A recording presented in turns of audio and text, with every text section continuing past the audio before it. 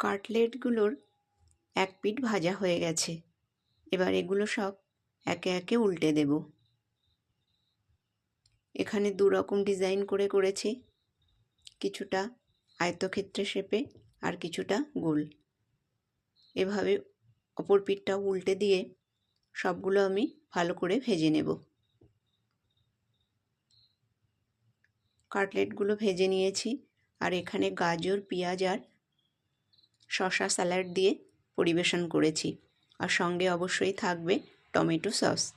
এবার একটা ভেঙে দেখাচ্ছি এর ভিতরটা কীরকম হয়েছে। দেখুন ভিতরটা কত সুন্দর হয়েছে, আর ভিতরে যে কুচো চিংড়িগুলো ওগুলো সুন্দর দেখা যাচ্ছে। এবার দেখে নিন রেসিপিটা আমি কিভাবে বানাই। নমস্কার বন্ধুরা, রেসিপিটা বানানোর জন্য এখানে 300 গ্রাম কুচো চিংড়ি মাছ নিয়েছি, আর মাছগুলো ভালোভাবে বেছে ধুয়ে নিয়েছি, আর একটু চেপে চেপে জলটাও বার করে দিয়েছি। এবার এর মধ্যে দিয়ে দেব ডাল। এখানে আমি 1 কাপ মটর ডাল আর হাফ কাপেরও কম মুসুর ডাল আধ ঘন্টা ভিজিয়ে রেখেছি। তারপর এটাকে মিক্সিং জারে ভালোভাবে পিষে নিলাম।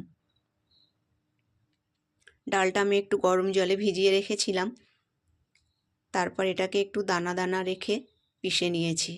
একদম মিহি করলে এটা খেতে ভালো লাগবে না, সেই জন্য অল্প অল্প একটু দানা দানা রেখে এটাকে পিষে নিতে হবে। এবার 2 রকম ডাল বাটাই এর মধ্যে দিয়ে দিলাম। এবার এর মধ্যে দিয়ে দেব কুচানো পেঁয়াজ, কুচানো ধনেপাতা আর গ্রেট করে নেওয়া আদা। একে একে সমস্ত উপকরণগুলো এর মধ্যে দিয়ে দেব।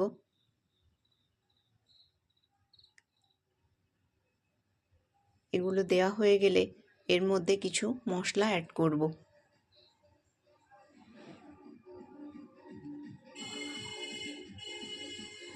এর মধ্যে দিয়ে দেব 1 টেবিল চামচ ভাজা মশলা, আর 1 চামচ করে চাট মশলা, লাল লঙ্কার গুঁড়ো আর আমচুর পাউডার।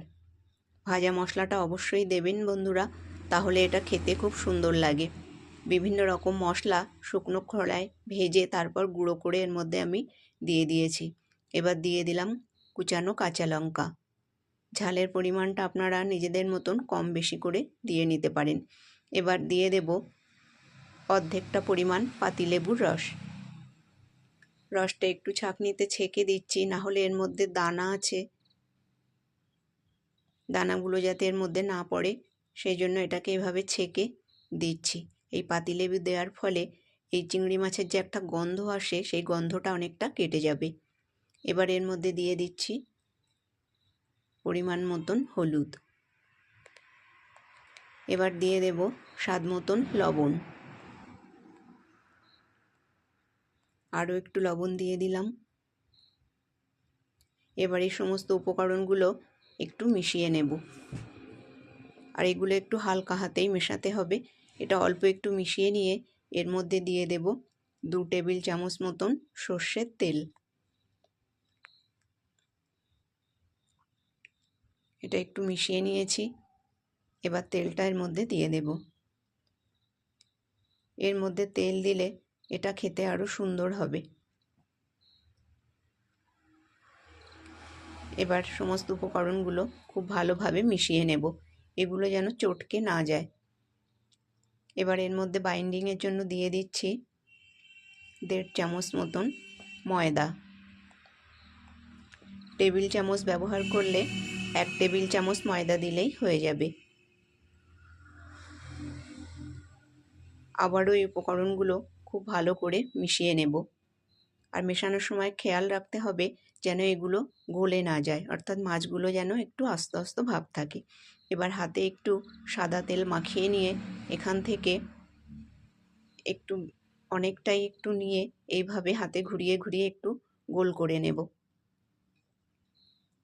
নিয়ে তারপরে এটাকে আমি আয়তক্ষেত্রে শেপ দিয়ে নেব। একটা পাত্রের উপর এটা রেখে এটাকে চেপে চেপে একটু চেপে করতে হবে। এইভাবে চেপে চেপে প্রয়োজনে আরও একটু এর মধ্যে মাছ দিয়ে দেব, দিয়ে এটাকে আয়তক্ষেত্র শেপ দিয়ে নেব। দেখুন বন্ধুরা, একটা করে নিয়েছি। এটা করতে একটু বেশি টাইম লাগবে। যাই হোক, এরকম করে কয়েকটা করে নেব আর বাকিগুলো গোল করে নেব।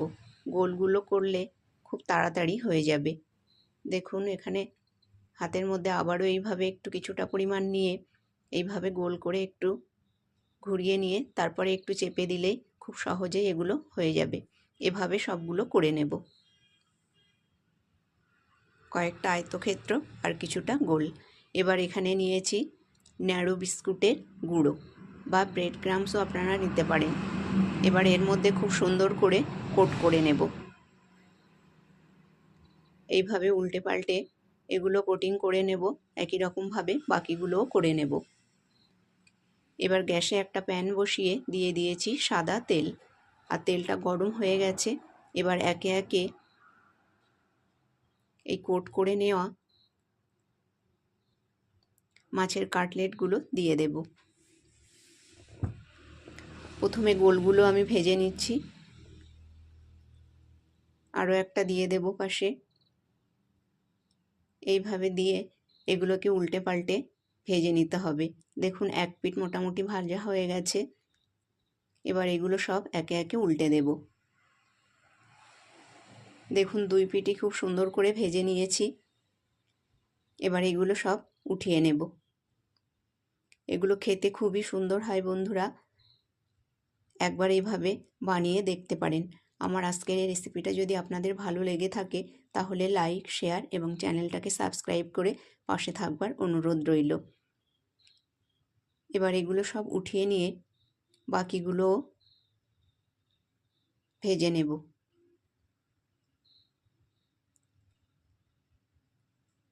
দেখুন এগুলো সব ওঠানো হয়ে গেছে।